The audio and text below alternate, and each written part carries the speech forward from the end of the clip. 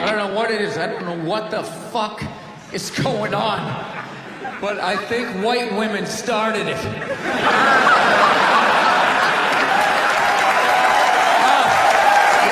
worst. The fucking worst. It's all they do is bitch, moan, and complain. I had no idea how difficult it was to be a white woman in the United States of America. Evidently, it's really difficult.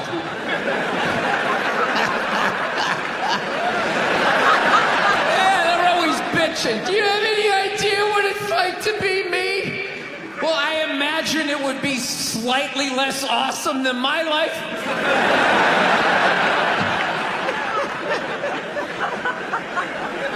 What happened to you today, sweetheart? Huh? Did they not chill your rosé? You know? Was the trolley not running down at the mall? What happened? No, it's unreal. I'm really fucking annoyed how white women have the fucking balls to throw my white privilege in my face. You know? Sort of separate themselves from these white males with their white male privilege. It's like, bitch, you're sitting in the jacuzzi with me. The fuck are you talking about? You're fucking whining. You know what? You're full of shit. You are.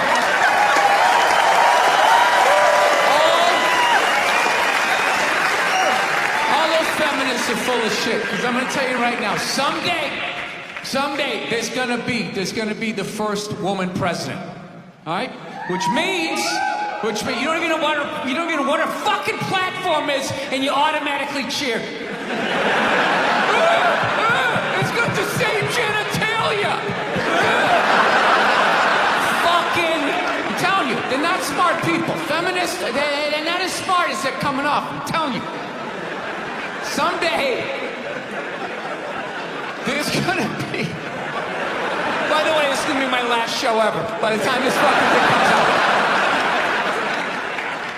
Someday, there's gonna be the first female president, which means there's gonna be the first male first lady. Right? And you wait, you fucking wait. The first time that dude opens his mouth about some political shit, you watch all these feminists throwing me, you shut the fuck up! You shut the fuck up! It is her time now. It is her time. She was elected, not you. Go pick out some plates, bitch. You are the first lady.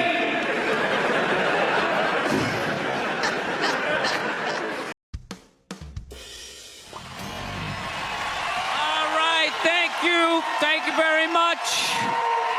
How are you? Please be seated. Good evening. Thank you. Welcome. Welcome to this lovely theater here in downtown Montreal. It's unbelievable. Can't understand you. Female voice does not travel well. I don't know what it is. Up close or in a whisper can make your dick hard, but beyond 10 feet, it just sounds like a couple of birds fighting over a French fry or something, you know?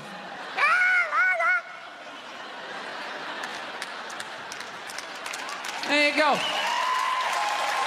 That's how we start. Somebody's coming out of the gate. I'm sick of Obama's wife. Yeah. Just running her. This isn't some Democrat, Republican shit. This is just in general. Just running her yap. It's just like, shut up. You know? You weren't elected. You know, your husband isn't running a lemonade stand. He's running the country. No, generally speaking, first ladies, they've been out of line for a good 25, 30 years. They think for some reason that their husband has the job, that now they should be chiming in like they know some shit. You know?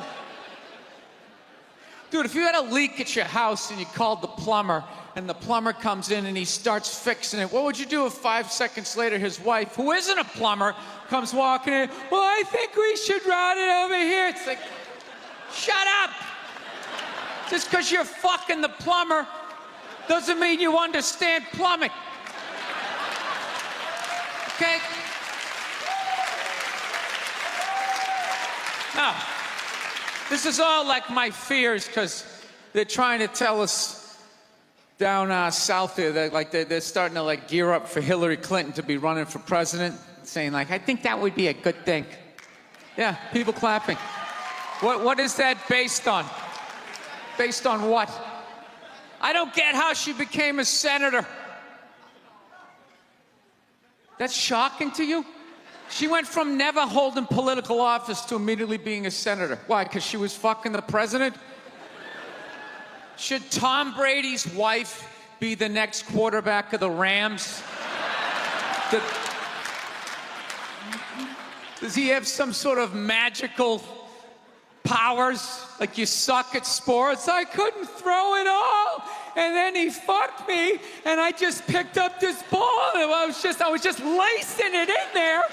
It was incredible.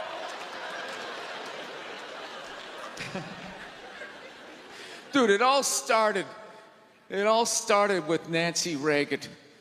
That's where it first went off the rails, you know? She came out with her little bird body, you know, just their big head.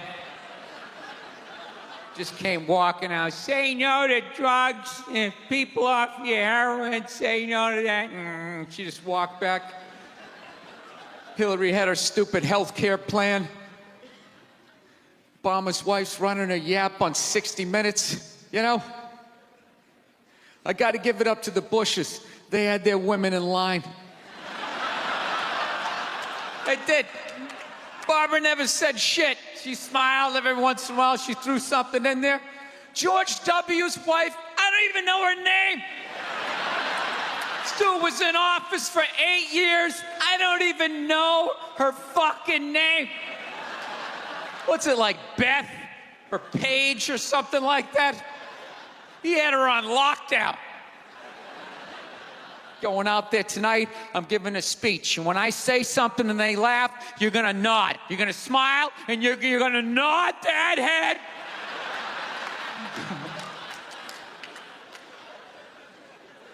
Is this how it's gonna be? Really? Do you think like me saying this is somehow gonna affect? She's still gonna win. Listen, let me ask you this question. Do you think that a woman being president is gonna affect anything? Do you? Oh, do you? What are they gonna do? What are they gonna do? What the fuck is she gonna do? Do you know what the president makes? The president makes $400,000 a year. That's it. He's supposed to keep bankers in line that get like $100 million bonuses. I'll tell you, if you really want, nothing's gonna change, okay? Black, white, dick, or clam. It doesn't make a bit of difference. Nothing is gonna change until somebody's got the balls to start a group, go over the wall of one of these gated communities, and you start slitting some throats. And not just random throats, the right throats. You gotta climb up a tree, be up there with your scope, knowing that in 11 fucking minutes your life is gonna end, right? And take out many of those people as you can. Yeah. Other than that, it's just gonna be a pair of tits saying the same shit to you. I'm staying in a hotel, everybody.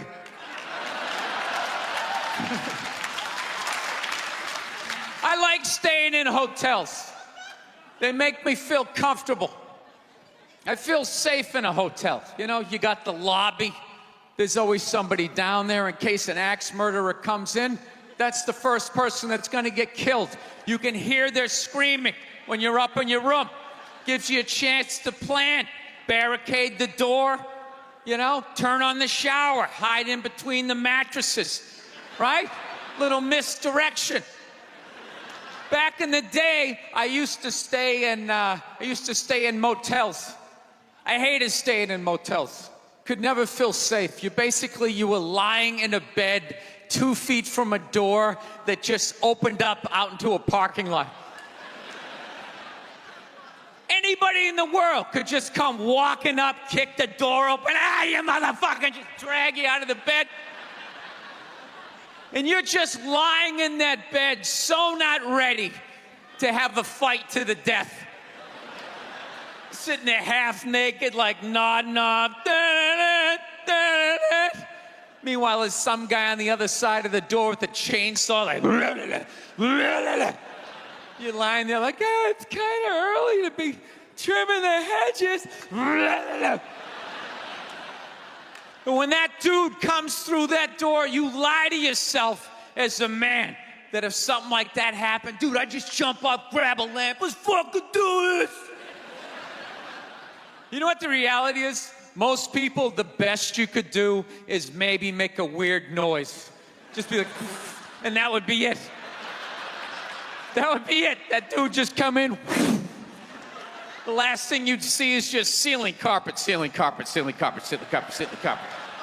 Looking upside down back at your own body, right?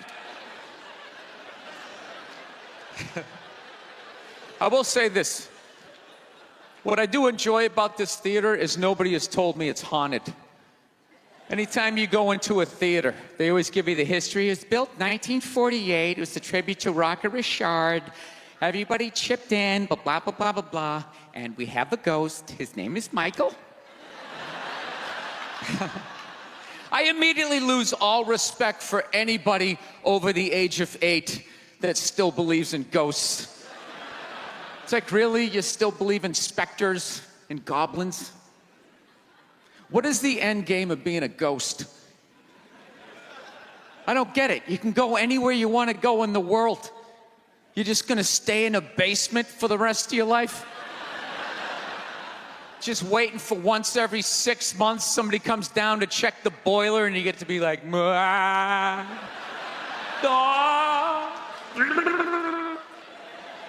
wouldn't you go somewhere? Dude, I'd fly right to Washington, D.C., fly right into the CIA building, just start sitting in on meetings. Like, these guys are out of their fucking minds. Fly to the Super Bowl, go right into the huddle. I always wondered what they talked about. McDonald's exists for 2 reasons, okay? It's for drunk people and it's for children, all right? That's what this thing is. You know, you're in your car, your kids won't shut the hell up, you go to the drive-thru. You go to the drive-thru, you get a couple of poison burgers, you throw it down their throats. Their little systems can't handle it. They start nodding off. And you're up front, you're bigger, you can handle a bigger dose of poison, you know what I mean?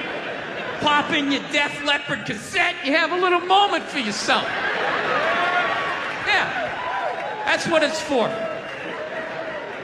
It's for your kids, and it's for drunk people. Like, how many times have you driven out to a bar going, I'm just gonna have one, all of a sudden you had like 11, right? And you're hammered, and you're thinking, but you're responsible. You're drunk, but you're responsible. You're like, God damn it, I drove my car here tonight. God damn it, I'm driving it home, all right? I'm not gonna burden this place of business by taking up a parking space in this completely empty parking lot for the next 6 hours. I am not advocating drinking and driving, but I will tell you, there's nothing better than when all your friends and family know you're hammered. There's nothing better than that walk to the car. It's incredible. Women are screaming, people tearing at your clothes. You feel like you're in the Beatles. Oh my God, no! Stop! And you're like, no autographs! I'm sorry, I have to go! I'll be back! Get him off me! I saw a woman a couple months back, professional soccer player, right? She goes on to ESPN on one of these sports channels, and she starts bitching, going like, I don't understand, how come female athletes don't make as much as male professional athletes, right? And all of these men had to sit there and act like they didn't know what the answer was. They had to sit there like dumbfounded, like, oh, I don't know. Why is that? That is a conundrum. I have no idea. Literally, I'm sitting at home screaming at the TV because you don't sell any fucking tickets! Nobody is going to women's soccer games. You're playing in a 20,000 seat arena. 1,500 people show up. That's not a good night. The promoter lost his fucking ass on that gig. I'm not saying no professional female athletes, Serena Williams, the women in the UFC, you know, but nobody's watching your fucking sport. And then you're gonna come and you're gonna get mad at fucking men. They keep doing that shit. Why are you yelling at us? It's not our fucking job. It's not my fucking job to give a fuck about women's soccer, okay? I have men's sport to pay attention to. It's your bullshit, right? Dude, look at the WNBA. Dude, nobody in the WNBA got COVID. Nobody. They have been playing in front of 300 to 400 people a night for a quarter of a century. Not to mention, it's a male-subsidized league. We gave you a fucking league. None of you showed up. Where are all the feminists? That place should be packed with feminists. Faces painted, wearing jerseys, flashing their titties. Going fucking nuts like the guys do in the upper deck with their big beard titties. Am I on the Jumbotron? Am I doing it? One time she was watching this show, it was like a poor excuse for The View, and they started talking about domestic violence, right? For the 9 millionth time this year, they're talking about domestic violence, just in case, you didn't get the memo, Evidently, just some people didn't get it. It's not okay to slam your wife's head into the cupboard drawers because she didn't dry the can opener off properly, It's gonna fucking rust, right? How do you not know not to do that shit? Do they really have to keep talking about it? Who it's like wife beaters watching? Oh, fuck! Ah! Now I get it. Upset daisy, sweetheart. Here we go. There you go. Oh. So at the end of the hour, they come to the logical conclusion. They're like, there is no reason to hit a woman. There is no reason to hit a woman. And I was just like, really? I could give you like 17 right off the top of my head. You could wake me from a drunken stupor, I could still give you like 9.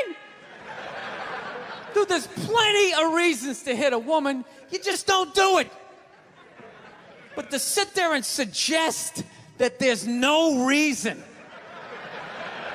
Dude, the level of ego behind that statement. What are you, levitating above the rest of us? You're never annoying? Women, how many times have you thought about slapping your fucking guy in the head this week? There you go. Every day. You didn't do it, right? Oh, dude, it drives me nuts. There's no reason. There's no reason. Really? No reason? How about this? You marry a girl, you fall in love, you buy her a house. You go to work every day, paying off the house. You come home one day, she's banging the next door neighbor, hands you divorce papers. You got to move out, sleep on a futon, and still pay for that house that she's going to stay in. No reason.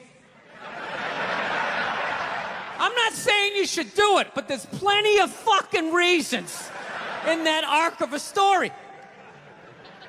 No, that's the thing. Really is. That's the thing. I hate that saying there's no reason. obviously I'm not saying to hit a woman, you know? But saying there's no reason, I think that's crazy.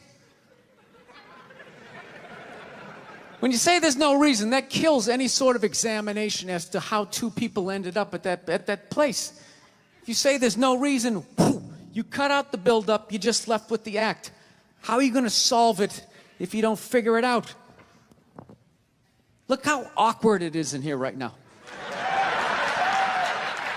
I said you shouldn't hit a woman. I'm just saying, how come you can't ask questions? You can only ask questions about what the guy did. You can never ask about the woman. Why is that? Why is that? What is that?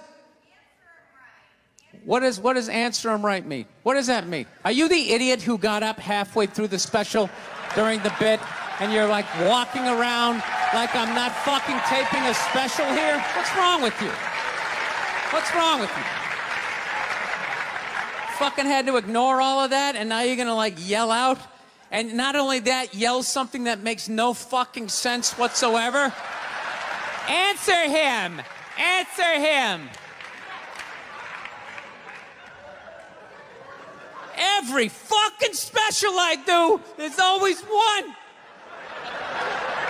Always right down the fucking middle.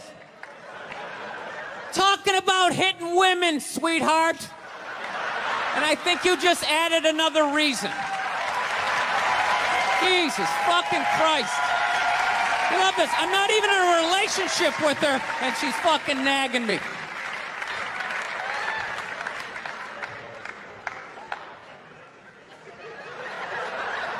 Fucking unbelievable.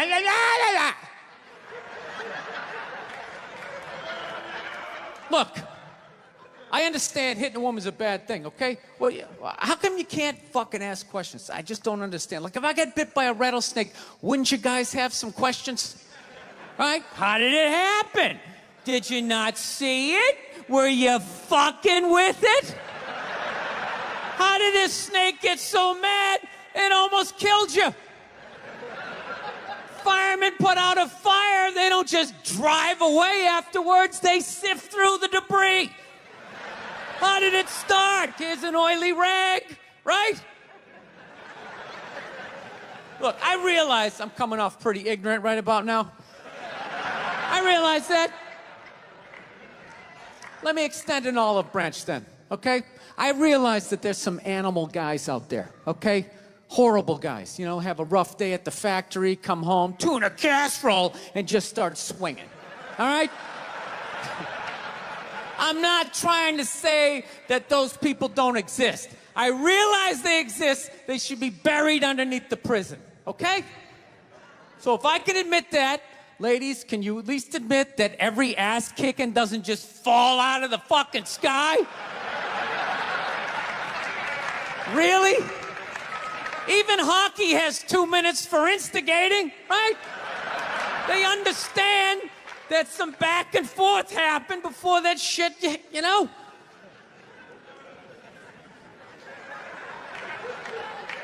You know what it is? It's every case is handled like that Rihanna one, where they just say, the guy's a piece of shit, fuck this guy, blah, blah, blah, send him to jail, and then they never ask anything about that. You know, I'm not saying he should have done it, but I'm just saying. I'm just saying, dude, in your heart of hearts, what do you think was going down before that happened? You think she was just sitting there going, oh my God, Baskin Robbins, you want to get some ice cream? And he fucking...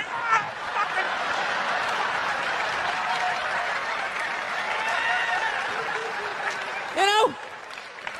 Or do you think maybe they were having some epic end of the relationship fight and some crazy shit was being said? Maybe she was screaming in his ear some crazy female shit like, go fuck all your friends, I don't give a fuck! Maybe that's why I sell more albums than you, motherfucker!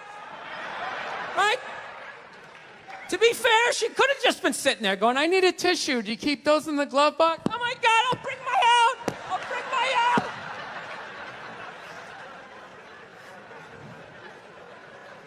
Now fuck that, because you know what it is? They never address how women argue, which I think is a core of a lot of that shit. You know, and I gotta tell you something, man. Like, I never knew how women argued. But after 20 years of losing every significant battle in a relationship, I finally figured out how they argued. I'm going to tell you something. I'm starting to turn this franchise around. I have begun a winning tradition. This is how they argue, as far as I can tell. All right? If they're right, they argue the point. And they stay on point and make sure you stay on point until you're down on your knees, apologizing, begging for forgiveness. All right? No problem with that. Totally respect it. But here's the thing. If they're wrong, they go rogue. They go off-road. They start thinking of shit you're sensitive about. Maybe you don't get along with your dad. And in their head, they just start concocting this evil statement.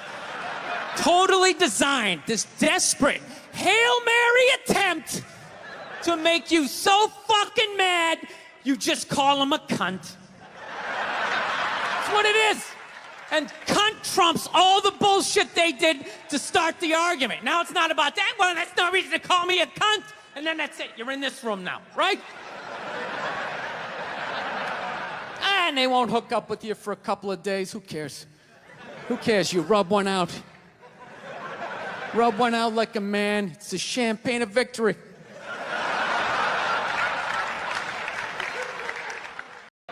Yeah, I grew up in a very, angry time. You know, you were afraid of your dad's dad. I've talked about this shit before, but I'm still working through it, so just bear with me.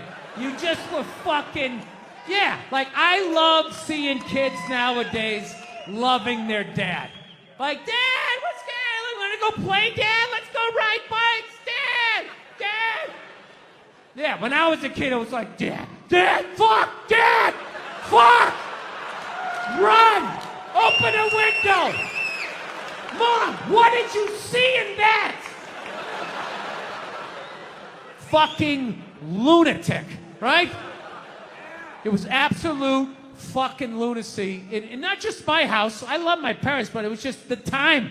Everybody was fucking crazy. You were afraid, and people could put their hands on you, and other people's dads could hit you. And then you come home, oh, what the fuck did you do? I'll fucking hit you first. I'm just nuts. Teachers would grab you, dig their nails into your fucking neck. She'd come home. Well, she wouldn't have done that unless something fucking happened, right? It was all of that shit. Yeah, me and my siblings, we all beat the shit out of each other, you know? And then we all teased the dog, and the dog bit all of us. And we never got rid of the dog. One time the dog bit me in the face. I was fucking with it. It was eating it. I was like, and it just latched onto my face and was like that. My dad had to stitch me up and everything. We still didn't get rid of the dog. You know?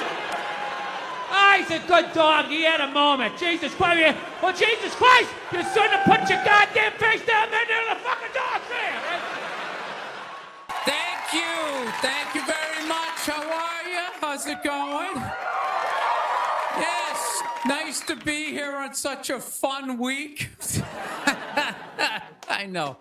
I don't want to hear it. I don't watch politics. So, we're going to keep it light. All right? Here we go. All right. Well, I just got over the flu, which is fantastic. You know what I mean? Had it last month. Whenever you have the flu, or COVID, you know, you always lay in bed and you try to, figure out who gave it to you. You know, just going through this Rolodex of people that coughed on you, sniffled near you, walked by an Asian or something. You try to fight it. They say on the internet, that's where all the disease comes from. I know who gave it to me. I sat next to a shoeless cowboy on an airplane. Guy had no socks or shoes on the whole flight. The whole flight, I'm sitting there looking at his dirty Jesus feet. And all I'm thinking is the next pandemic is growing in the bottom of his feet. And all I'm going to be is the next, patient number 2, whatever the next disease is, you know? So, I'll tell you what kills me is I looked at the guy and all I'm thinking is, you know what? God made that guy. You know, and he keeps making that guy. Like one mouth-breathing moron after another. Yet we still go to church on Sunday, and what do? We praise him. When is the constructive criticism coming? Like, dude, when's the last time you made a Gandhi? Somebody empathetic, you know? So, my problem is I didn't get the flu shot, you know? I'm old school. I kind of still do the vaccine thing, you know? I know some people like it, some people don't, you know? I don't know. It's a weird thing, though. If you get it, what do? You side with the evil pharmaceutical companies. You know, if you don't, then you're aligned with people who don't wear shoes on an airplane. All right, let's get to what you all want to talk about. All right, ladies, you're 0-2 against this guy. 0-2. All right, but you learn more from your losses than your wins. So, let's get into the game tape. All right, ladies, enough with the pantsuit. Okay, it's not working. Stop trying to have respect for yourselves. You don't win the office. Like on policy, you know? You gotta whore it up a little.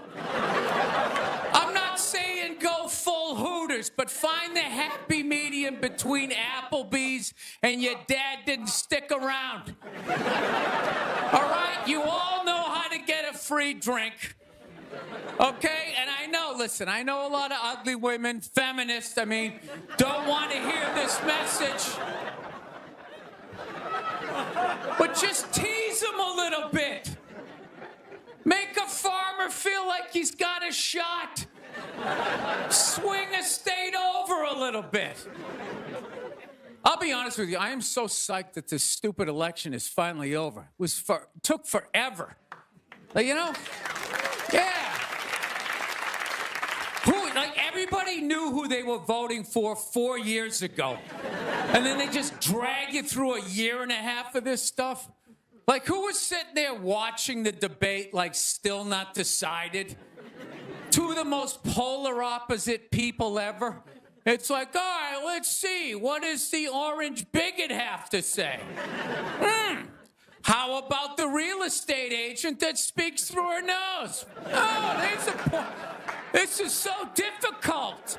It's like they overlap. I just can't make up my mind.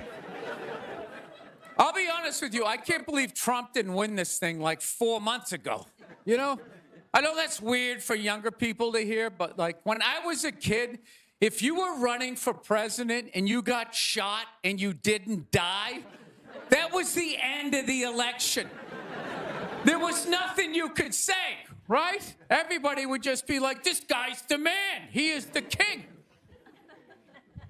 I don't know. I'll be honest with you. I think the number one reason like Trump survived is all those herky-jerky movements that he does. You just can't like nail the guy down. I gotta be honest, the guy is a lunatic.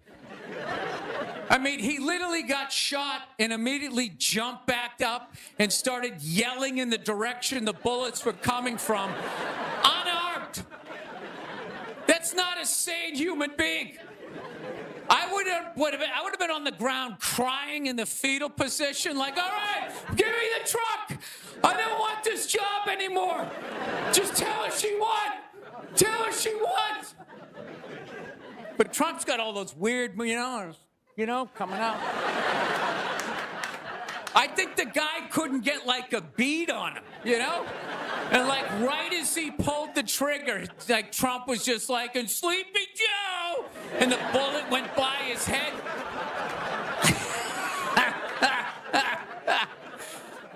My favorite part of the campaign, though, was when Trump went to McDonald's. Wasn't that amazing? That's the only time I've ever seen that guy truly happy. Like, he was glowing. When he got behind the counter, it was like he was behind stage at like Springsteen or something. He's like, oh my God, this is like where they make the French fries. And he was sticking a couple of extra in one. He goes, hey, whoever gets this one's gonna be excited. It's like, oh my God, was that empathy? Of the people, Donald? It's like when the Grinch came down the hill, bringing the toys back, and his heart got a little bigger. All right, we'll end on something nice here. I fell asleep the other night. You ever fall asleep like watching TV? You like leave it on, you know, and you wake up at 3 in the morning, and whatever you're watching makes you feel like you're still dreaming. Yeah, I woke up at 3 in the morning. I swear to God, Shaquille O'Neal was selling me printer ink. Standing there 7 feet tall. Hi, I'm Shaquille O'Neal. Are you paying too much money for your printer ink? Every day, people come up to me and they say, I'm paying too much money for my printer. He's holding a printer. It's like the size of a cell phone. People come up to me. I'm paying too much money. And I'm like, well, I have the solution. Dude, is there no end to that guy's credibility? I thought when he was selling Buicks, that was the end of it. It's laying in that little car, the mid-sized Buick Century. This is the most comfortable car I have ever been in. He's got one foot out one window, the other foot out the other. If I was regular size, this is the car I would buy.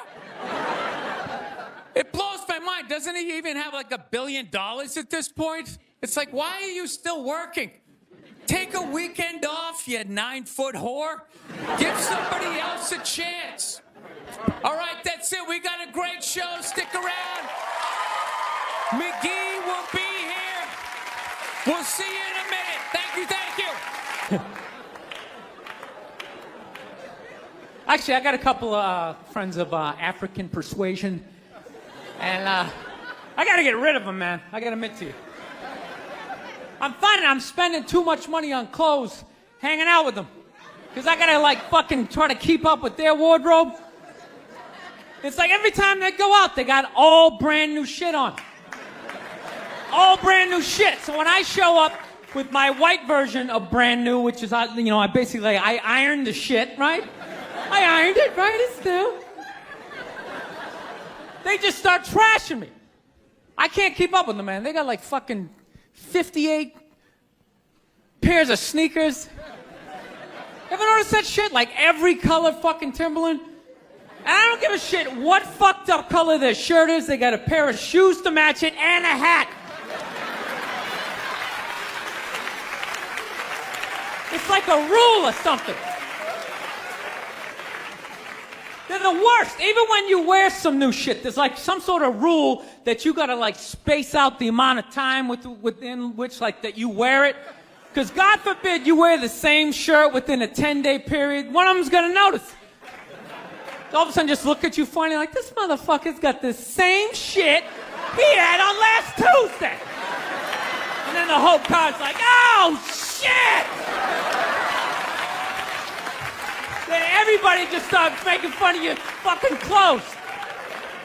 First they do the math, like, what was that, 5 days ago? 5 days? This motherfucker got 5 shirts! He got 5 shirts! And they start breaking it down. Yo, his first shirt be saying Monday, next shirt be saying Tuesday. Yo, on the weekend, he ain't be wearing no shirts.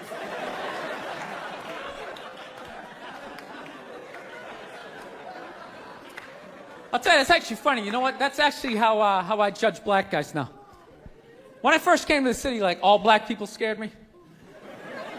No, I was like the typical white dude from, like, the suburbs, you know what I mean? Had no frame of reference, you know? So my only frame of reference with black people was, like, remember those early 90s gangster rap videos? Throw the fucking LA riots in there, man. It was fucking horrible PR. I'm watching the videos, oh, he's got a nice car, he's got all the women, and he's still fucking mad. These black dudes are never happy. But after 10 years of living in this city, this is how I narrow it down. Whether a black dude scares me or not. Black dudes with dirty sneakers scare the fucking shit out of me. No. I figured out in my head, because I know if I'm hanging out with them, that's the last shit that they're gonna let go, the immediate shit that they have on. So I think, you know, if his sneakers are fucked up, that means his life is fucked up. Every time he leaves his building, the whole neighborhood, oh, shit! Everyone starts making fun of him. He's on the train in a bad mood. I kind of have this howdy-doody, kind of mug me kind of face. I'm not saying something's gonna happen, I'm just saying, I'm paying attention. So I've been seeing this girl recently, this black girl, right? She lives up in Harlem, you know, gone out like 3-4 times, you know. First time we hung out like the Village area in New York, you know, which is sort of like a racially mixed area. So shit was cool, you know what I mean? Second time we hung out was more like Midtown, you know. Then the third time, she called me at like 3:30 in the morning, and she wanted me to come up to her apartment, right? So it's 3:30 in the morning, she lives in Harlem, I look how I look, so it's a fucking situation.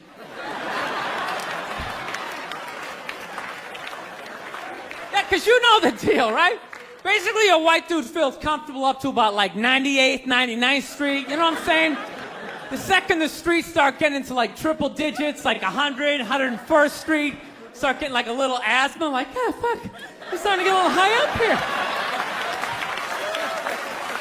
You feel that little tightness in your chest? Can you feel that?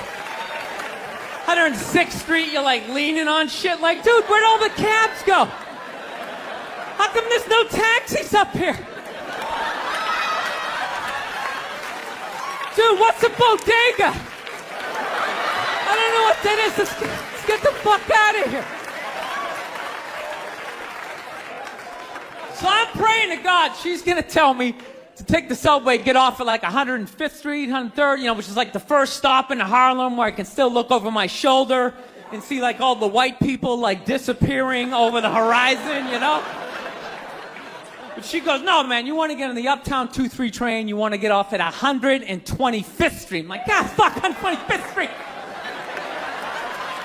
Jesus Christ, that's like right in the middle of everything. I'm gonna be surrounded on all 4 sides. I can't fucking do this.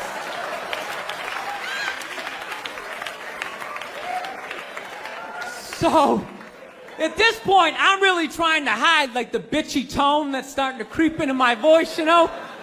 And I'm trying to ask for really specific directions for when I get up there, because I want to know exactly where I'm going. So she starts naming the streets I have to go down, and every other street up there is named after like a black leader, you know? She's like, make a left on Adam Clayton, take a right on Frederick Douglass. I'm like, ah, fuck, Adam Clayton. Yo, dude, go on the internet, look up Adam Clayton. Did he kill a bunch of white people during the slave revolt? Dude, I ain't going up there till I know what Adam Clayton did. Fuck this shit. So at this point, I'm really having a battle with myself. Because I'm thinking I can't do this, right? I'm like, I can't do this, but my dick's going, no, come on, man, we can do this, all right? Just relax. Pull yourself together and get on the goddamn train, right? So as always, I listen to my dick. Oh yeah, I get on the train. By the time I get up there, it's like 5 or 4 in the morning, right? I'm staying on like Malcolm X and like Danny Glover or some shit, right? I don't even know where the hell I'm at.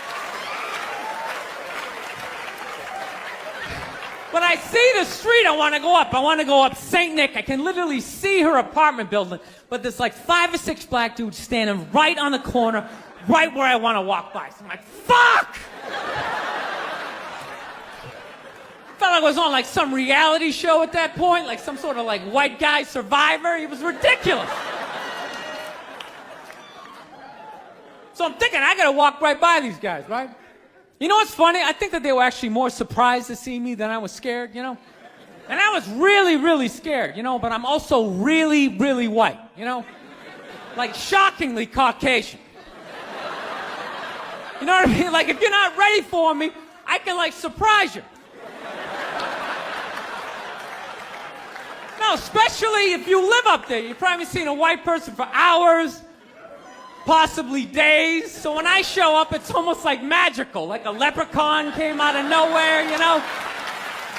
Felt like I should have had like a little pot of gold, like a rainbow behind me. Top of the morning to you, latte. Kind of dance my way past them.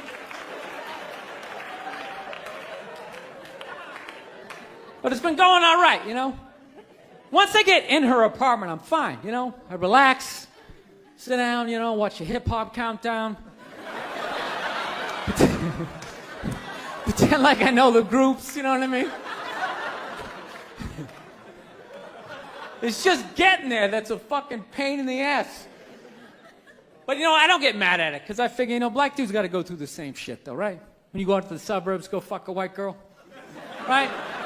Just that same awful feeling of just leaving your people behind, you know, just less and less of you as you're fucking driving out there. Probably start off lean and you're all fucking cool. 20 minutes in, you're driving like 10 and 2, the radio's off. Like, dude, I don't like this shit. I don't like this shit at all. There's too much grass. I don't see any rims. This is fucked up. None of the windows are tinted. I can clearly see white people in every car. This is fucked up. Listen, you guys were awesome. Thank you so much for coming out. Look, if you're being a dick, apologize. But other than that, yeah, go fuck yourself. Yeah. Everybody getting in trouble. Like a bunch of children. I was doing a gig in Dallas and some waitress wrote on like a piece of chalkboard. She goes, "We like our beer the way we like our violence. Domestic." All right? Yeah, I gotta tell you something. That's a great fucking joke. There is zero fat on that. You need every word of that joke. You take one word out, it doesn't work. It's a perfect joke. So whatever, nobody gives a shit. One person comes in, they don't like it. They ask the manager to take it down. He's just like, hey, you know, that's our sense of humor here. You know, have a beer, go fuck yourself. That's what we're doing. So she takes a picture of it, she puts it up on Facebook, and all of a sudden people start complaining, and they fired the manager and the waitress because of that. Yeah. Like, I don't understand. Like, what do they think's gonna happen if somebody reads that joke? Like, you're some guy who would never hit a woman, you know? Would never hit a woman. You can't hit women. You can't. You honestly cannot. You ever see how they fall? They fall like toddlers, you know? It's like they never fell in their life. They never put their hands out. It's horrific to watch. You can't hit them, right? So what are you telling me? You're telling me someone who never hit a woman is gonna come walking in, read that joke, you know, just be like, wait a minute.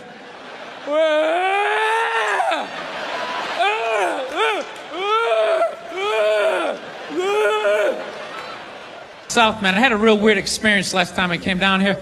I was in Nashville, right? Sort of an awkward social situation, right? I'm sitting at this bar, there's this white dude sitting like 2 stools away. I don't know him, he doesn't know me. And that Terrell Owens story was in like sports news, so I try to make conversation. I'm like, man, look at this guy. This guy just signed a $40 million contract. He's already bitching, man. How much money do you need to make? And the dude looks at me, he's like, you know what I say? And then he looked over his shoulder, which I now know is the telltale sign that the N-word is coming, and it's coming hard. Oh yeah, it's not gonna be pronounced with the A, it's gonna be with the R, and he hit the R, he like stuck the landing. There was like a dismount, Klan members high-fiving in the background, like doing the wave. Just out of nowhere. So now, immediately, I'm looking over my shoulder like, dude, what the hell are you doing? You know what I mean? I'm waiting for like this hail of black fists to come raining down on top of me. I hate when people do stuff like that. That dude made me part of like a potential ass kicking that I had nothing to do with. You don't do shit like that. He just had that word, hot potato, just threw it in my lap. Trying to pass it down to the next white dude. I hate when people do that, man. You know, it's like, dude, feel me out first. Ask some questions. Do you like to fish? Have you ever fucked your sister, right? I start rattling off answers, then you go old school. You give me a pamphlet, you tell me about your militia. Don't just dive into it. That dude was one of the angriest people I ever met. I should have known that word was coming, because he was just watching Terrell, right? And anytime I would bring up, look at man, that guy's talking trash, he would just like flip out. He won't shut up! You know, those people get like so mad they're not even looking at you. Their eyes are up. You just shut up and play the game! You know what's funny? I don't even like Terrell, but now I love the guy. Because every time I see him talking trash, I know this idiot in Nashville is just losing his mind, like kicking over his kitchen TV. Shut the fuck up!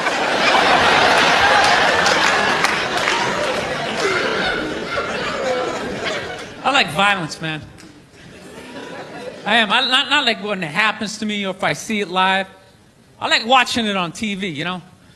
Watching people, you know, get attacked by animals. Just get blasted in the face or something, you know? Like, I'm a huge sports fan. You know my favorite, like, moment of, like, the last year was in sports? That Detroit Piston, Indiana Pacer, bench clearing brawl. Wasn't that great?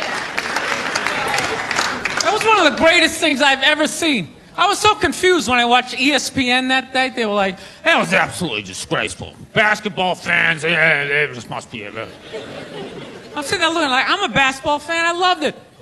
I thoroughly enjoyed watching out-of-shape civilians get the shit kicked out of them by professional athletes.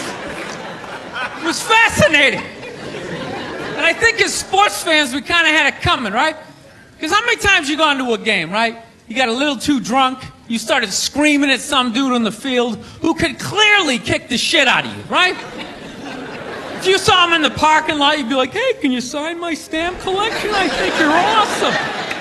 You get in the game, you're all drunk, you're like, you suck, buddy! You're a piece of shit!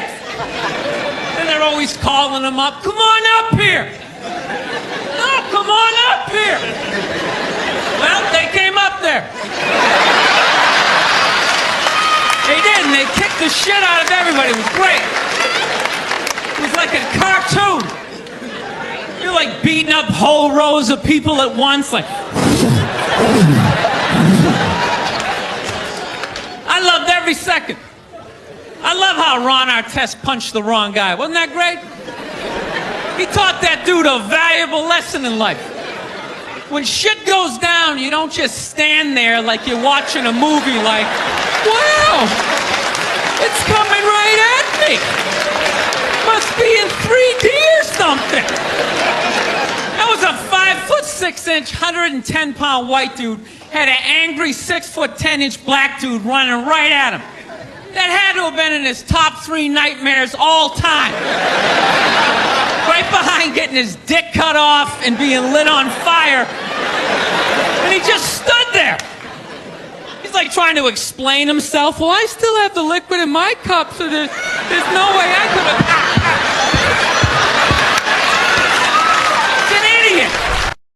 All those feminists are full of shit, because I'm going to tell you right now, someday, there's going to be the first woman president. All right?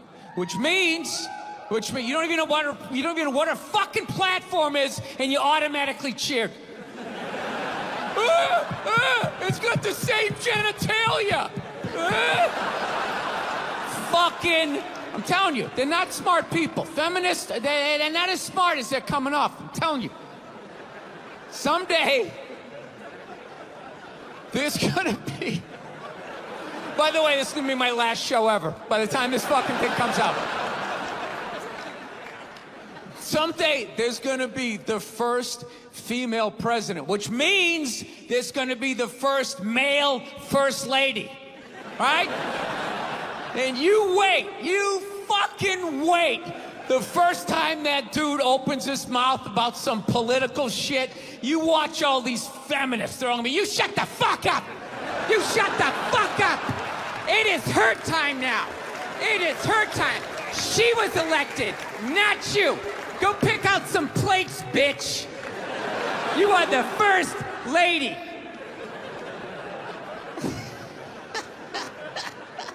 He's gonna get treated like Tom Arnold when he was with Roseanne. Secret Service name will be like Appendix or Doesn't Matter. Not worthy of protecting, just entered the Oval Office, not worthy of protecting. I want to get a gun. I do. I really do. I never had that feeling before till I moved out to Los Angeles. This city just messes with your mind, you know? It's overpopulated, technically doesn't have a water supply, right? The dollar's crashing. Shit keeps you up at night. You're just thinking, what am I gonna do when the zombies come? Right? Start reading up on shit. Get some powdered food. Plant some zucchini. Get a windmill. Right? And that's all well and good. But if you don't know how to fight, all you're doing is gathering supplies for the toughest guy in the block. Right? Just thinking about that. What am I gonna do? Some dude turns me upside down, starts shaking the gold coins out of my pockets. I gotta get a gun. So I'm on the road, right? I'm in Reno. Great gun town. So I go down to their little gun store, right? Come walking in, there's some redneck there. I'm like, hey man, I want to get a gun. He's like, I hear you. What you looking for? What you want? Mossberg, over under, 357 Magnum, right? Starts rattling off all this gibberish, right? I don't know shit. I'm trying to play it off. I feel like a bitch because I don't know anything about guns. So it's like, what do I do here? Hell, I'm going to go with honesty. I go, look, dude, I don't know anything about guns. They terrify me, but I'm worried about the zombies. All right? Dude's just like, you need a shotgun. You need a shotgun, man. It's got a good spread. It's easy to load, doesn't have a lot of working parts, got a good spread. He kept saying that. It's got a good spread. I'm like, what does that mean? He goes, well, it means you ain't got to be that accurate. It's got a good spread. Further away you are, the more shit you hit. It's got a good spread. In fact, you got a problem over here, you ain't even got to look. You just turn, wow, that's it. You ain't got a problem over here anymore. Anything that was even remotely a problem ain't there anymore. Trust me. And then these people here, they saw what you just did here. You ain't got a problem here either. Feel me? 90 degrees taken care of right there. One shot. These people get smart, flip it over. Wow! That's it. It's got a good spread. So I'm like laughing my ass off. I'm like, dude, look, I just want to shoot the guy. I don't have to do a bunch of drywall work, you know? Reframe my diploma. Get my parakeet another friend, you know? I just want to shoot the guy. So I'm like, you know, how about one of these pistols? So he does like that classic, like that redneck trailing off thing, like, you want a pistol? Go ahead, get a pistol. What do I know? I've just been here 20 years. Get a shiny one, right? So I was like, dude, what's wrong with getting a pistol? He goes, I'll tell you what, buddy. Because life ain't a movie. You feel me? I'm like, no. Can you please stop speaking in these backwoods riddles?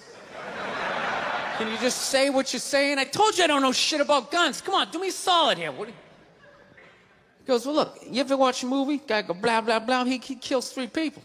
Real life, man, you miss all the fucking time. You miss enough times, man, you're empty. You might as well just be standing there with a big stapler in your hand. Then what you gonna do? I was like, well, fuck it, let's get the shotgun. So he's all ready to box the thing up, and then I'm like, wait a minute. I live with my girl, I can't just show up with a shotgun, right? That's not some shit you can just come home with. If I found this stool on the side of the road, I can come home with this. Look at it. We can refinish it. We can carve our initials in it. We can have a good time, right? They just show up with a shotgun. Hey, I got it for us, right? One barrel for you, one for me? No. So she kiboshes the whole thing. Till the other night, somebody broke into our car sitting in the driveway.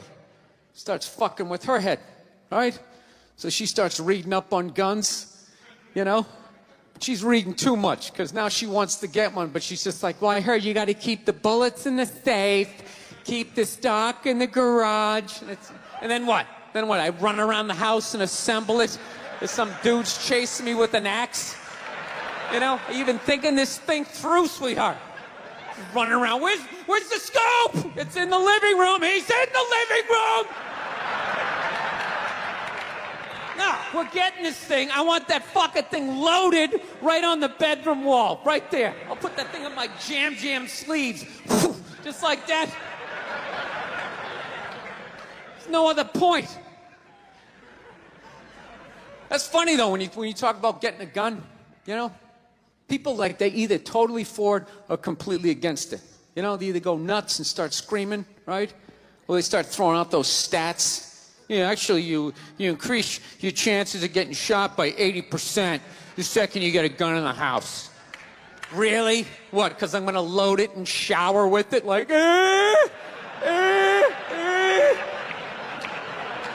The fuck? I know it's dangerous. You get a pool in your backyard, you immediately increase your odds of drowning in your backyard, right? You couldn't do that before, now you step on a rake, in you go. No, I'm telling you, I don't buy in any of that shit.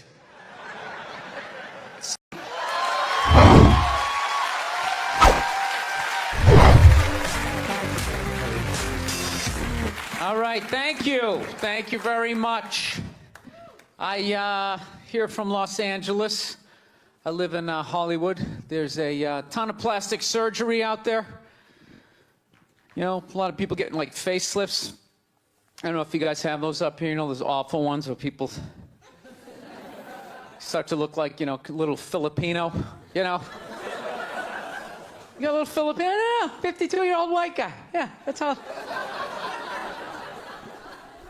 Why would you get a facelift? Can't you look at other facelifts and realize they haven't worked all the bugs out yet? People, if you're thinking about getting a facelift, just do yourself a favor. Just wait it out. Let them practice on other people's faces. You know, didn't we learn anything with hair plugs? Hair plugs don't look half bad now. Saw this commercial the other night. The guy's like, oh, God, I wish I did this 10 years ago. It's like, no, you don't. 10 years ago when they were stapling ant legs to the top of people's heads, everybody's eyes watering, trying not to look at your hairline. You wish you got hair plugs 10 years ago? Do you wish you got polio 60 years ago? Are you even listening to what you're saying historically? I'm telling you, the facelift, you can't do it, man. Why can't you just be your age? There's nothing wrong with being 50 and looking 50. Like, what would you rather be, 50 and look 50, or be 50 and look like a 28-year-old lizard? That's basically your options, right? I'll tell you what the problem is, you know, is that the facelift is actually a white problem. You know? I've never seen a black guy with a facelift, ever.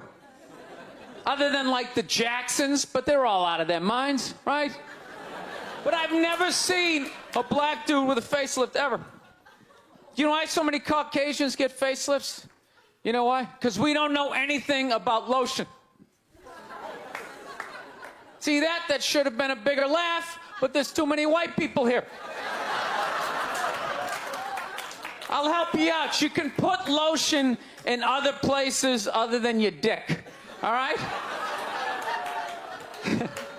If you ever wondered why your dick looks brand new, but your face, you're starting to look like an aging pirate.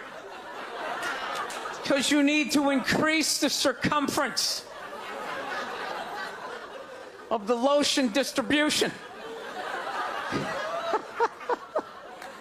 No, I'm not judging you. I didn't put lotion on my face the first 33 years of my life. Never put it on. The one night I was hanging out with this black girl, right? And a couple times during the night, she took it out, put it on her elbows, problem areas. I thought she had like a rash or something. Like, what, do you got like poison ivy? She goes, no, you get like a little ashy. I went, ashy? She goes, dry skin. I went, oh. I guess that kind of offended her. It's like, oh.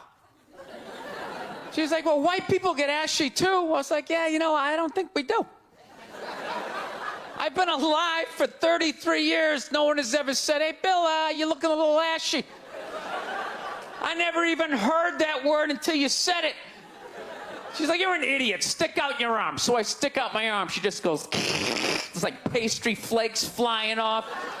Track marks. She's like, you see that? That's ashy.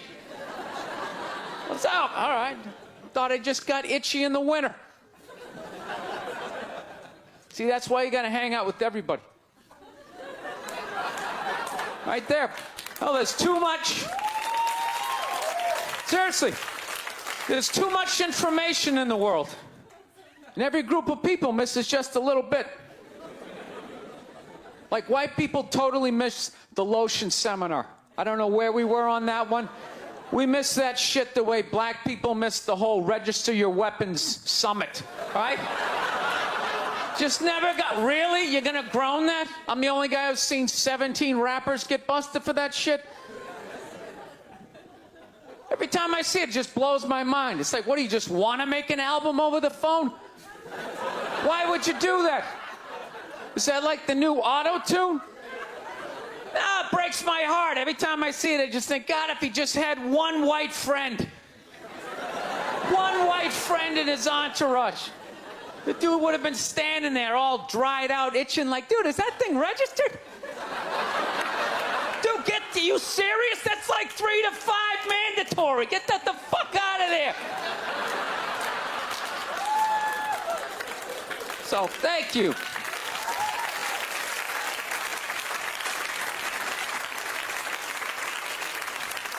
So, Schwarzenegger just got busted down on the States, yeah? That poor bastard, huh? Jesus Christ, another great man. Another great man brought down by another gold-digging whore. No? You don't think so? You don't think that was a great man? Really? 3 decades of awesome movies? Bangs one made and now you don't like him? Tell you something, that's a great man. He is. First of all, I get why he did it. Why wouldn't he think he could get away with it? Look at his life. Look how he talks. That guy should be unloading trucks in Transylvania. That should have been the height of his success. But because he's a great man, he had the balls to move to America. And became famous for lifting weights. I lift weights, no one gives a shit. He stands there, people can't get enough of it. That should have been the height of his success. He says, fuck that, I'm gonna be an actor, despite the fact no one can understand me. Becomes one of the biggest actors of all time. That should have been his height. He says, fuck that, I'm marrying a Kennedy. Bam, he does it. Cherry on top, he becomes governor of a state he can't even pronounce. Why wouldn't this guy think he could bang his maid in his own goddamn bed and not get away with it? This guy has been in the zone for 4 decades. Give me the rock, I'm feeling it. I had a hit movie with a midget. This is a layup. I don't even need a condom. You guys are great. Thank you very much. Thank you. Mustard, he had like a moment of honesty. They were like, why can't you guys win a game? He's like, oh, you know, the offense isn't getting it done. You know, defense, too slow, and it's just running. Tell me, we gotta get some more black guys in this team, but I'm telling you, it's just not. And immediately, everybody's like, what? So I'm on the road, right? I'm in Reno. Great gun town. So I go down to their little gun store, right? Come walking in, there's some redneck there. I'm like, hey man, I want to get a gun. He's like, I hear you. What you looking for? What you want? Mossberg, over under, 357 Magnum, right? Starts rattling off all this gibberish, right? I don't know shit. I'm trying to play it off. I feel like a bitch because I don't know anything about guns. So it's like, what do I do here? Hell, I'm going to go with honesty. I go, look, dude, I don't know anything about guns. They terrify me, but I'm worried about the zombies. All right? Dude's just like, you need a shotgun. You need a shotgun, man. It's got a good spread. It's easy to load, doesn't have a lot of working parts, got a good spread. He kept saying that. It's got a good spread. I'm like, what does that mean? He goes, well, it means you ain't got to be that accurate. It's got a good spread. Further away you are, the more shit you hit. Got a good spread. In fact, you got a problem over here, you ain't even got to look. You just turn, wow, that's it. You ain't got a problem over here anymore. Anything that was even remotely a problem ain't there anymore. Trust me. And then these people here, they saw what you just did here. You ain't got a problem here either. Feel me? 90 degrees taken care of right there. One shot. These people get smart, flip it over. Wow, that's it. It's got a good spread. I live this fucking isolated life, man. I go on the road, I'm in green rooms, and I just fucking, you know, I'm just by myself all the time. You slowly go fucking crazy. I did a gig recently. I was in Ireland, and I was in the green room by myself, and I went to turn on the light. It was one of those pull switches, and it wound up around itself, looked like a little noose, and I immediately just thought, what if I just stuck my head in there and just turn the lights out, literally and figuratively. Was not thinking about killing myself at all the second I thought, oh, what if I just fucking did that? And then I looked in the mirror, I caught my eye, and we both laughed.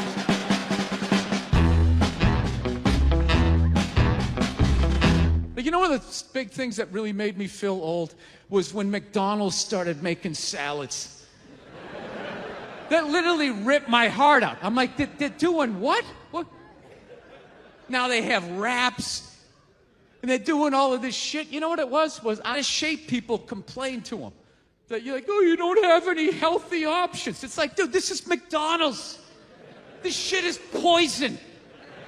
Who the fuck comes here to get in shape? Whenever I get McDonald's, I have a whole plan. At my age, I'm 48 years old. I know what I'm going to order. I'm going to go in there. It's going to taste great. 20 minutes later, I'm going to want to kill myself. And then I'm going to go, I'm going to the gym tomorrow. I'm going to the gym tomorrow. And no matter how much I say that, I woke up the demon in me. I woke up the demon, and all that grease is just coursing through my veins. And no matter how much I want to go to the gym, there's going to be this other voice going, dude, get an Egg McMuffin. Go down there and get an Egg McMuffin. And I'm going to sit up like the Manchurian Candidate. Okay, we're going to McDonald's. My in-shape voice is in the back going, no, what are we doing? Go to the gym. I'm just going to drive right down, right? I know what it is. But somehow, out-of-shape people somehow made them, they're the fucking blame. They had to have more healthy shit because they're the reason why everybody's fat. How come they have to do it? What about Ben and Jerry's? How come they don't have to put a little kale in their ice cream? Why is that? No, I took mushrooms back in February for the first time ever. You know?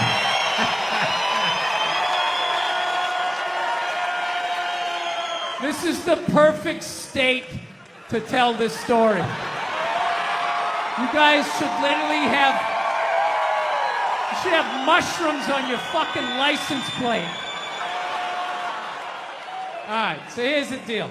I never fucked with anything like that. I was always a booze guy. All right,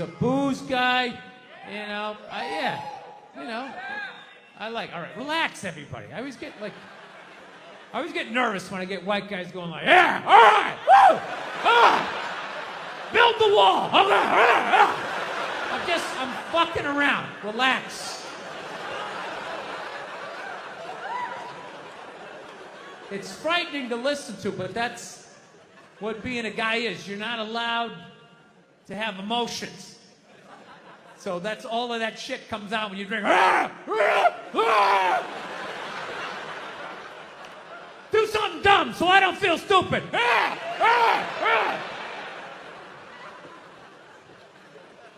So, yeah, I was always like a booze guy, so like I never fucked with like psychedelics or whatever. So I figured, it was just one of those deals. I was out in the desert, man, and I was like, all right, I got somebody watching my kids. Everything's fine. I'm in my 50s. If I got to do it now, or I'm never gonna do it, right? So this person, who may or may not have been my opening act tonight, goes, all right, man.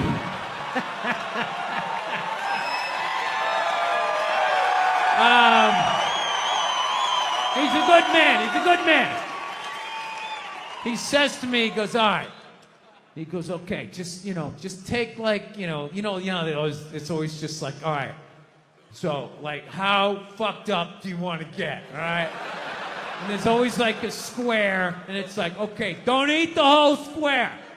Just like bite one corner, lick the other one, and then rub the other one and let it absorb in your face or whatever. So I'm like, all right. He goes, how far into it do you want to go? I go, I just want to trip a little bit, nothing fucking crazy. So he goes, fine. So I ate just a little bit. So I get a little nauseous or whatever. At first it feels like I ate some weed, but then all of a sudden, like I notice shit that's not alive looks like it's breathing, right? Like the refrigerator looked like it just did a lap around the house. It's kind of... Nothing threatening, It's just like, it needed it, TV started getting bigger. It's looking like it's gonna fall on me, all right? And I was doing fine. I was fine. I was like, I know that TV's not getting bigger. And if it is, I don't give a shit. Go ahead. Spill that pixelation all over me. I don't give a fuck. I know I'm tripping. I'm having fun. I'm giggling. I'm laughing at shit. I'm putting things together, right? And everything is fucking great. And all of a sudden, about an hour in, all of a sudden, this profound sense of loneliness and not feeling loved just washed over me. Yeah, and I was just like, I fucking knew it. Thank you so much. Thank you. I am so excited to be here. I have been doing stand-up forever, and this has always been a lifelong dream of mine to come here and host Saturday Night Live, so thank you so much for coming out.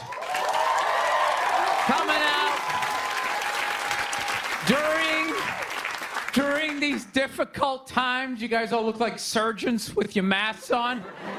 Makes me feel comfortable that you're wearing masks. I like people who wear masks. That's good. You're listening to the eggheads, the people we all cheated off of in high school, right? Keep listening to them.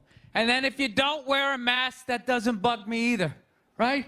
Take out your grandparents, Take out your weak cousin with the asthma. I don't care. It's your decision.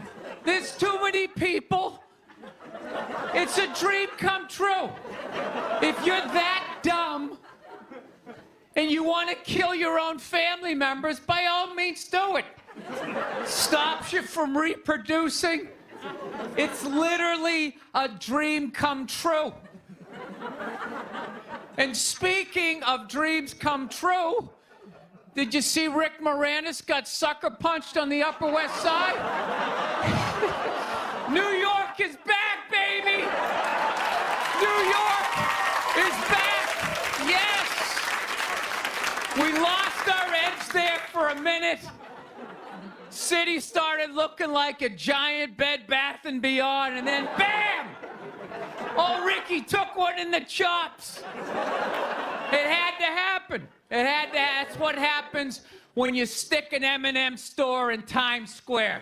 All right? The universe has to balance itself. Get the peep shows back in Times Square. Old people can walk safely 40 blocks away. I don't know. I'll probably get canceled for doing that joke, How stupid is that cancel thing? They're literally running out of people to cancel. They're going after dead people now. They're trying to cancel John Wayne. It's like, yeah, dude, God did that 40 years ago. They're all up in arms. They're like, did you hear what he said in that interview in Playboy in 1970? Can you believe that? It's like, yeah. He was born in 1907. That's what these people sounded like. You never talked to your grandparents and brought up the wrong subject? And all of a sudden it went off the rails. Like, oh, Grandma. Just keep making the cookies. Yeah, you don't bring up race or religion with your grandparents. You keep it simple. Anyway, I don't know. I guess my grandparents are older. I don't know. Plowing ahead. Plowing ahead. Let's talk white women here, shall we? Let's talk white women. White women, you're amazing your accomplishments over the last few years. I got to tell you, the way white women somehow hijacked the woke movement, generals around the world should be analyzing this.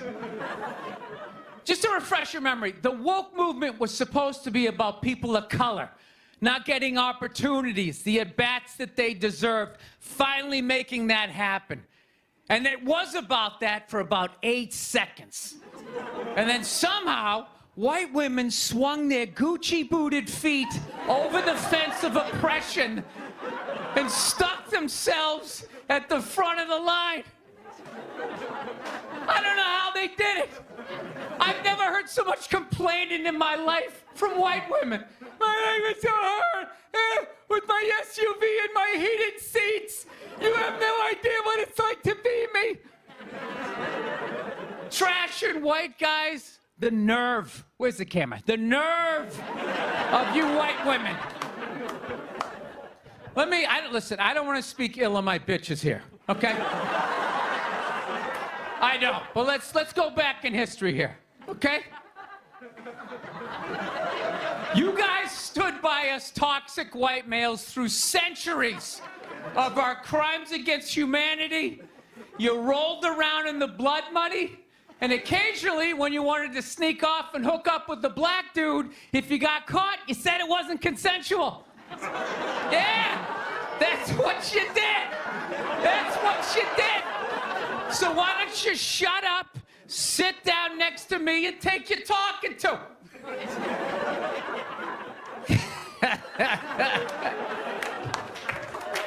Thank you. So, I haven't been in New York for about a year. You know, I was here last year. I was shooting a movie. Had a great time with Judd Apatow, Pete Davidson, and all the guys. Yeah, had a great time. And I hadn't been here in like 13 years, and I immediately noticed how extra crowded the city was. And I was getting all claustrophobic. I'm like, what's going on? How much some people not using safe sex and making all these babies, you know? So I finally walked up to this old New York door guy, and I was just like, dude, what's going on? What's with all these people here? And he was just like, oh, no, don't worry. He goes, it's June. He goes, it's Pride Month. And I'm like, what's that? You know, I'm 52. I never heard of it, right? They didn't have that when I was a kid. He goes, oh, it's Gay Pride Month. And I was just like, oh. Dude, you know when you're just like stuck in the Matrix and you just can't, everything's just pressed up, you can't see anything, and then somebody gives you that little nugget of information that just pulls it back? It's like, why is it so crowded? It's Gay Pride Month. Tank tops. 0% body fat. 2 guys kissing. Rainbow flags. I didn't know that. That's what I learned. The month of June is Gay Pride Month. That's a little long, don't you think? For a group of people that were never enslaved. How did they get all of June? Dude, black people were actually enslaved. They get February. They get 28 days of overcast weather. Sun goes at 4 in the afternoon. Everybody's shivering. Nobody wants to go on the parade. Look, yeah. How about you hook them up with July? These are equator people. Give them the sun for 31 days. There's gay black people, they could celebrate from June 1st, June 31st, 61 days of celebrating. All right, that's all my time. We got a great show for you guys, everybody. Jack White is here. It's gonna be amazing. Please stick around. We'll be right back. Been in a bad mood all day, man. Got in a fight with this girl the other day. You ever meet somebody like within like the first couple of minutes of them meeting you, they feel like they can like sum you up? Just like, you know what your problem is? You know, you just have like the urge just to take their head and just mush it into whatever they're eating, you know? You ever have crazy thoughts like that? Can you relate on any level? You never have like urges? You ever drive down the street and see like 30 people up on the sidewalk and you just think, right? You don't do it, you just think it. That's what separates the psychos from the functioning psychos. Yeah, psychos, they just do it. All right, that's a good idea. They get the wipers going, they make a day out of it, right? But a rational person, you like think it through. You start going, you man, if I just leave my hand right here, nobody knows who I am. I move it 2 degrees over here. I'm on the cover of Newsweek. I'm instantly famous. Right here, no one knows me. Like, hey, Bill, you want to go to the cookout? Maybe you could bring that potato salad you brought last year. It was such a big hit. One of the most horrific scenes we've seen in years. Bodies just strewn about. You know, Amy's gonna be there. She's still asking for you. You should ask her out. No indication he even tried to stop. Seriously, you're getting older. Put your hands on the dashboard. Put them on the dashboard. You have those? All right.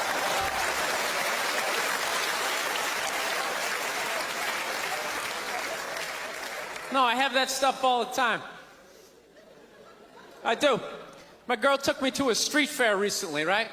You guys have street fairs out here? You know, they close off the block. There's like shawarma. There's like stuff made out of buttons, right? People with no teeth are making keychains, right? It's a typical girlfriend idea. It sucks, and it's gonna take all Saturday, right? She's all excited. She's like swinging my arm. Oh my God, this is gonna be great. I'm like praying for lightning. Maybe some like scaffolding to fall down on me, you know? No, we show up, right? The first thing she sees is this big table and nothing but homemade jewelry, right? Homemade jewelry. It's got twigs, macaroni in it. It's a table of crap. It's crap. The whole thing is crap. But she loves it. She's like, oh my God, look at these earrings. Do you like these? Do you think these are nice? I just want to be like, no. If they were nice, they'd be in a store, all right? There'd be a roof, some sort of structure would be built around this. This is crap. This is just a table of crap. The guy's even wearing shoes. That's a good indication that this is crap. But I didn't want to ruin a day, so I'm like, yeah, go ahead, check it out. I'm going to go get some air. Even though we're outside, I think there's more air to be had, right? So I walk like 3-4 tables away, and I come up to this lady. She got this big table of nothing but muffins. Muffins, right? It's like 85 degrees out. She's selling muffins, and she's got this big stupid, look at the muffins I made, look on her face. And the second I saw that part of my brain was just like, dude, what would happen if you just walked up and just said, hey, lady, these your muffins? Oh, yeah? And I just started going, blam, blam, blam, blam, blam, blam, blam. Like, how many of these muffins could I mush before anybody did anything? I mean, realistically, I think I could have got the whole table. Because even if you saw me doing that, it would take at least 5 to 6 seconds to process. Like, did they say he could do that? Is it like a game? Do you eat the muffin off your fist? That just seems like a waste of pastry. You know, there's no security at a street fair. There's no bouncer staying there. He's mushing the muffins. Okay, I'm on it. Sir, we're gonna have to ask you to leave. And they just choked me out. So I just started thinking of the horrified look on this lady's face as I started slamming these muffins. And out of nowhere, I just started laughing like a maniac. Oh yeah, I'm like slumped over this fried dough cart. I'm dying. My girl looks at me. She's like, what the hell are you laughing at? And like an idiot, I actually tried to explain this screwed up thought to her. I swear to God, I'm just sitting there like, I was just thinking, what if I started punching the muffins? You know what I mean? I just started punching them. She's just looking at me like, why do I go out with you? Dude, but I swear to God, if I never broke eye contact the second I started hitting those muffins, that lady, she wouldn't even been able to call for help. I would have been in her head. She'd be like, did I go to high school with this guy? Why would you do that? Muffins are a happy food. I don't understand this. No, I gotta learn to let stuff go. I do, I got issues. I do. My neighbor got her dog fixed. Got this dog neutered, brand new dog, puppy. Got the thing neutered, and I'm like, what the hell did you do that for? She's like, well, you know, if I didn't do that, he was gonna hook up with another dog, then they're gonna make more dogs, and what are we gonna do with all these dogs? It's like, why don't you just let them go?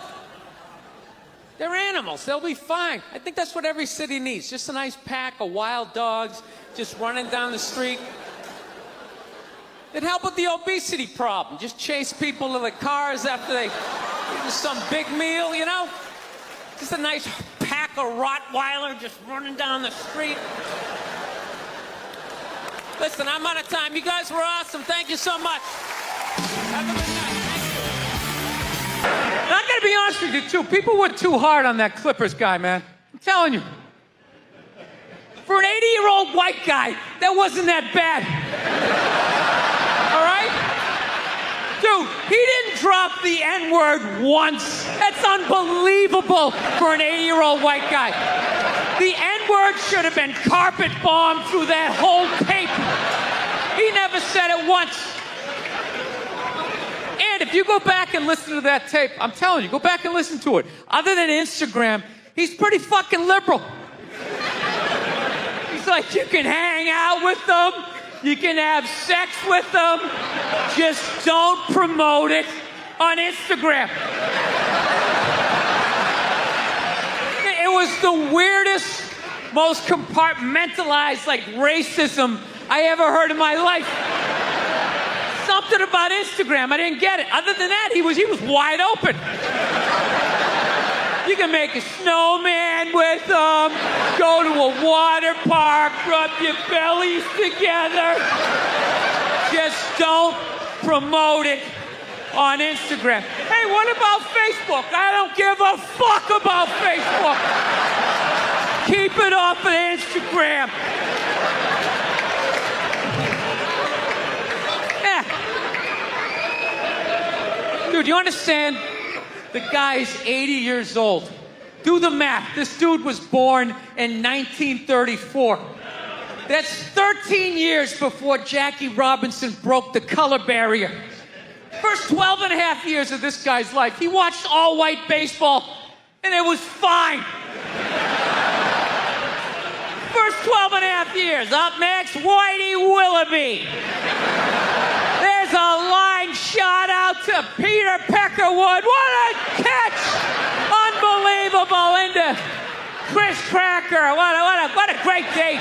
What a great day for a ball game. White baseball, white players. Dude, his parents were part of the generation that finished off the genocide of the Native Americans. All right? That's who taught him his ABCs. I'm telling you, you can live too long. You can live too long. I'm telling you. You wear out your welcome.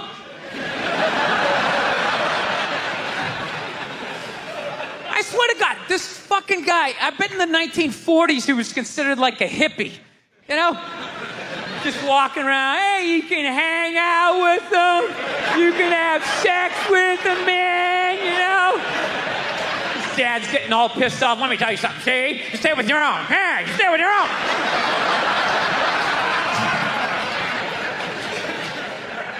We realized that, I don't know, we always fight about the television, so I'm like, well, what about documentaries? Why don't we just tape something we both like? We both love documentaries. They're fun, right? You watch them, you learn something, you repeat it at a party, people think you read. So I tape, first one I tape is on Elvis Presley. So I sit down, and I'm watching this documentary as a white dude, which is what I am. I'm looking out my white head, watching this white shit. It's coming back into my white eyes, getting whiter by the fucking second.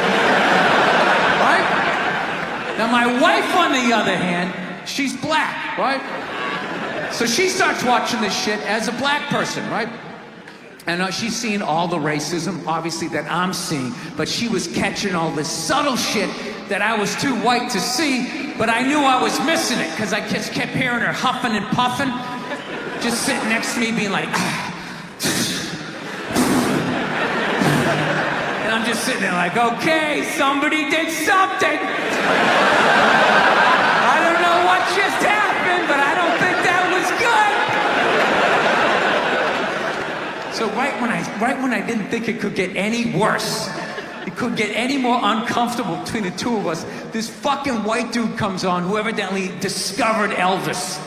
And he's like 190 years old, and he comes out, starts talking. He's just like, well, basically, I was looking for a white boy that could take the down and dirty, nasty blues and combine it with the pristine, angelic sounds of bluegrass. Yeah, that's what he was doing. He was subtly putting black shit down here while he was propping up the white shit. You know, the down and dirty, daddy not sticking around, drug-infested neighborhood blues with the Jesus as white as me, hair the color of the sun, angelic bluegrass playing music, right? So at this point, my wife has like fucking steam coming out of her ears. So I make a judgment call. I just fucking shut it off, right? And she looks at me, she's like, why did you shut that off? Why did you shut it off? I was like, because you're about 3 minutes away from yelling at me like I produced this music. Life can pass you by. It happens. You know, you just keep living and living and living. You know what it is? I think you got like 25, 30 years to absorb as much as you can. And then that's it. That's all you know. Because right around then, you get married, and it's over, right? You have a couple of kids, you're sucked in the bubble. You don't have time to pay attention to what's going on in the world. You're just stuck with these kids. It's shitting all over the place. Don't be a serial killer. Don't touch that. You're just stuck in that. You have 3, 4 kids. That is a 25-year sentence. Trying to get them all through college. Society just keeps fucking going. You get the last one through college, you step back out of the bubble, just... You don't know what happened. You're not even paying attention. You go back to your old record collection. Right?